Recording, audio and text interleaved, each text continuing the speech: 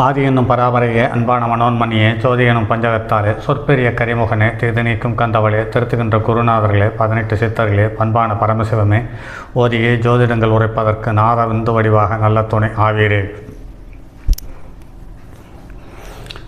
உலகில் உள்ள தமிழ் பேசும் அனைத்து நல் உள்ளங்களுக்கும் மற்றும் ஜோதிட சான்றோர்களுக்கும் மூத்தோர்களுக்கும் ஆர்வலர்களுக்கும் மற்றும் இந்த காணொலியை காணும் உங்களுக்கும் ஆஸ்ட்ரோராஜின் இனிய நல் வணக்கங்கள். ஜோதிடம், ஆன்மீகம், வாழ்வியல் மற்றும் மருத்துவம் என்ற 4 தலைப்புகளில் தொடர் காணொலிகளாக கொடுத்து வருகிறோம். அந்த வகையில் இன்று ஆன்மீகத்தில் மற்றும் ஒரு பதிவு ஸ்ரீ வாராகி வழிபாடு. இந்த வாராகி தெய்வம் என்பது சார்ந்த ஒரு சிறு பதிவு. இந்த பதிவின் நோக்கம்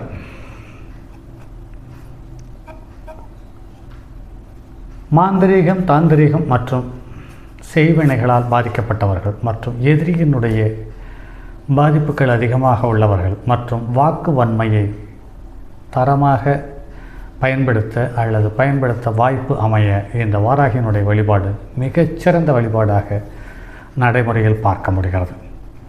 அந்த வாராகி வழிபடுவதனுடைய தன்மை, அந்த வாராகியினுடைய குணாதிசயங்கள் போன்ற விஷயங்களை இந்த சிறு காணொலியில் பார்ப்போம். வாருங்கள் நண்பர்களே.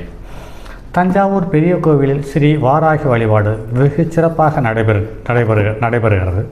இங்குள்ள வாராகி அம்மன் மிகவும் சிறப்பு வாய்ந்தவராக விளங்குகிறார். காசியில் வாராகி அம்மன் சன்னதி உள்ளது. அது தவிர வாராகி அம்மன் சன்னதி இங்கு மட்டுமே தனியாக இருக்கிறது. பண்டைய பழங்கால கோயில்கள் என்று பார்க்கும் பொழுது காசியில் ஒன்றும் தஞ்சாவூர் பெரிய கோயிலில் மட்டுமே இருப்பதாக சொல்லப்படுகிறது. இத்தலத்தில் மட்டுமே வாராகி வீற்றிருந்து பக்தர்களுக்கு அருள் பாலிக்கிறார். சப்த மாதர்களில் முக்கியமான அம்மன் இவள்தான். தீராத வழக்குகளில் சிக்கி தவிப்பவர்கள் இவளை வழிபட்டால் கண்டிப்பாக வழக்கின் தீர்ப்பு இவர்களுக்கு ஜாதகமாக வருகிறது. திரு ராஜராஜ சோழனின் வெற்றி தெய்வமாக ஸ்ரீ வாராகி அம்மன் விளங்கினால் எதை தொடங்கினாலும் எதை ஆரம்பித்தாலும் இந்த அம்மனை வணங்கி அபிஷேகம் செய்து விட்டுத்தான் ஆரம்பிப்பதாக அம்மன்னனின் வழக்கமாக இருந்துள்ளது. தற்போது இத்தலத்தில் ஆண்டுதோறும் மிகச்சிறப்பாக நடைபெறும் ராஜராஜன் விழாவே இத்தலத்தில் ஸ்ரீ வாராகி பூஜை செய்த பின்னரே தொடங்குகிறது. தஞ்சை பெரிய கோவில் கட்டுவதற்கு முன்பே ஸ்ரீ வாராகி வழிபாடு இங்கிருந்து மற்ற கோவில்களில் எங்கும் இல்லாத ஒரு நடைமுறை தஞ்சை பெரிய கோவிலில் உண்டு. எந்த வழிபாட்டை தொடங்கினாலும் முதலில் விநாயகரை வழங்குவதே மரபு. இங்கு சிவ வழிபாட்டை தொடங்குபவர்கள் விநாயகருக்கு பதிலாக ஸ்ரீ வாராகி அம்மனை வழிபட்டு தொடங்குகிறார்கள் என்பது நடைமுறையில் பார்க்க முடிகிறது. சோழர் வெற்றிகளுக்கு பிறகு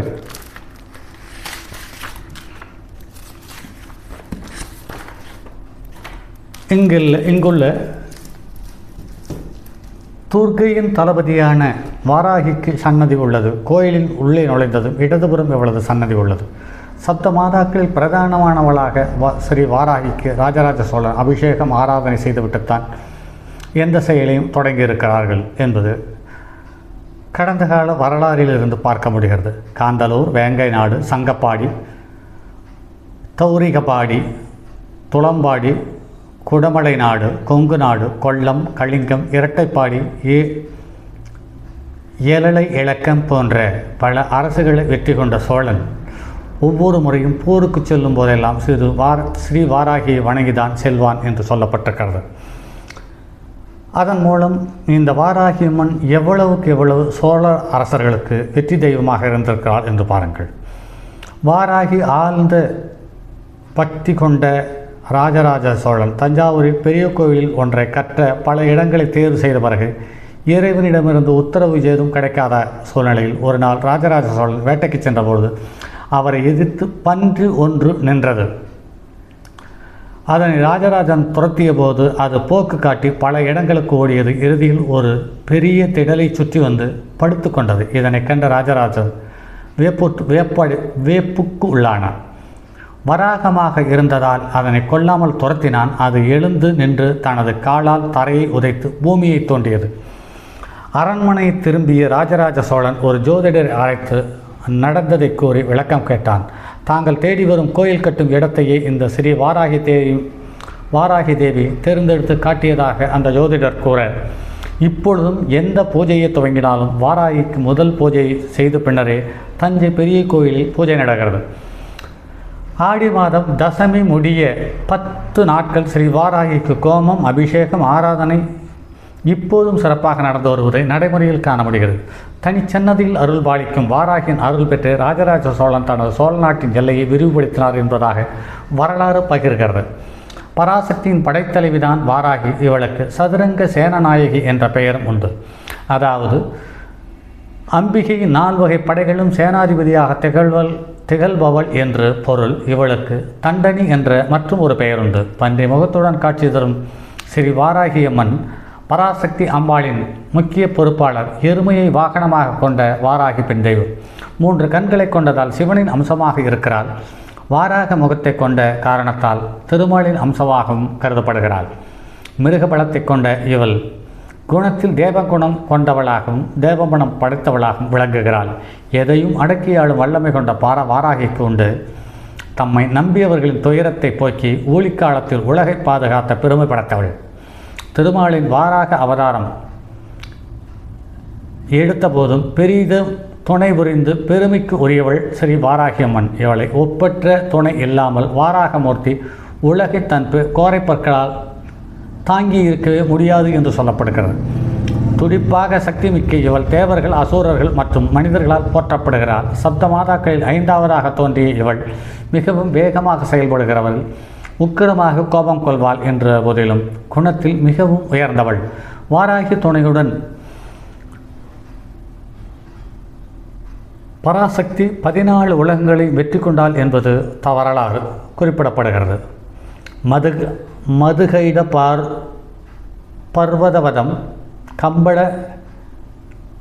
நிகம்பவகம், சண்டமுண்டர்வதம், மகிஷாசுரவதம் போன்றவற்றை முன்னின்று நடத்தியதாக சொல்லப்பட்டிருக்கிறது. ஆக ஸ்ரீ வாராகி என்பவர் அதீத சக்தியும் பக்தியும் கொண்டவர்களாக இருக்கிறார். ஆக எதிரி, கடன், நோய் மற்றும் பில்லி, சூன்யம் மற்றும் தீராத நோய்கள் சம்பந்தப்பட்ட அனைத்திற்கும் மற்றும் உங்களுடைய வாக்கு பலிதமும் உங்களுடைய வித்தைகளை வெளியே கொண்டு வரவும் ஸ்ரீ வாராகி அம்மனை வணங்கி வழிபட்டு பாருங்கள். உங்களுடைய வாழ்க்கையில் மாற்று நிலை கண்டிப்பாக உங்கள் கண்ணுக்கு புலப்படும். அதாவது வாராகி வழிபட உகந்த நாட்கள் என்று பார்க்கும் பொழுது வளர்பிறை செவ்வாய் மற்றும் உங்களுடைய ஜாதகத்தில் பெண் கிரகங்கள் ராகு கேதுவனுடைய சம்பந்தம் இருக்கும் பொழுது அந்த பெண் தெய்வம் என்ற நட்சத்திரம் மற்றும் உங்களுடைய ஜாதகத்தில் இருக்கக்கூடிய அதிக பாகை பெற்ற கிரகம் எதுவோ அந்த நாளும் அந்த நாளுக்குரிய நட்சத்திரம் ஒன்று சேரும் பொழுது திரு அருள்மிகு வாராகி தெய்வத்தை வணங்கி பாருங்கள். உங்கள் வாழ்க்கையில் அற்புதமான மாற்றம் ஏற்றம் உருவாகும் என்பது கூறி மற்றும் அடுத்ததொரு பதிவில் சந்திப்போம். அதுவரை உங்களிடமிருந்து விடைபெறுவது உங்கள் அன்பு நண்பன் எம் ராஜரத்தினம். அடுத்த பதிவும் இதனுடைய தொடர்ச்சியாக இருக்கும் என்பதில் மாற்று கருத்தில்லை. தொடர்ந்து என்னோடு பயணியுங்கள். இதற்கு மேல் வரக்கூடிய பதிவுகள் அனைத்தும் உங்களுடைய வாழ்க்கையில் கண்டிப்பாக தேவைப்படும் ஒரு பதிவாகவே இருக்கும் என்பதை கருத்தில் கொள்ளுங்கள். மற்றும் இனி வரக்கூடிய பதிவுகள் அனைத்தும் உங்களுக்கு உங்கள் ஜாதகத்தில் இருக்கக்கூடிய கிரகங்கள் அனுமதித்தாலே ஒழிய நான் சொல்லக்கூடிய பரிகாரத்தை செய்வதற்கான வாய்ப்பு நிச்சயமாக இருக்காது என்பதை கூறி விடைபெறுகிறோம். மற்றும் அடுத்ததொரு பதிவில் சந்திப்போம். அதுவரை உங்களிடமிருந்து விடைபெறுவது உங்கள் அன்பு நண்பன் எம் ராஜரத்தினம். தங்கமான் மழுவோடேந்தி தன்மதி தலையில் கொண்டோன் மங்கையர் பதிக்கச் சொன்ன மாமொழி ஜோதிடத்தை இங்கு யாம் உரைப்பதற்கோர் இமை என்னும் பிழை வராமல் காக்க செங்கன் மால்மருகன் ஞானேச்சரன் பதம் காப்பதாமே.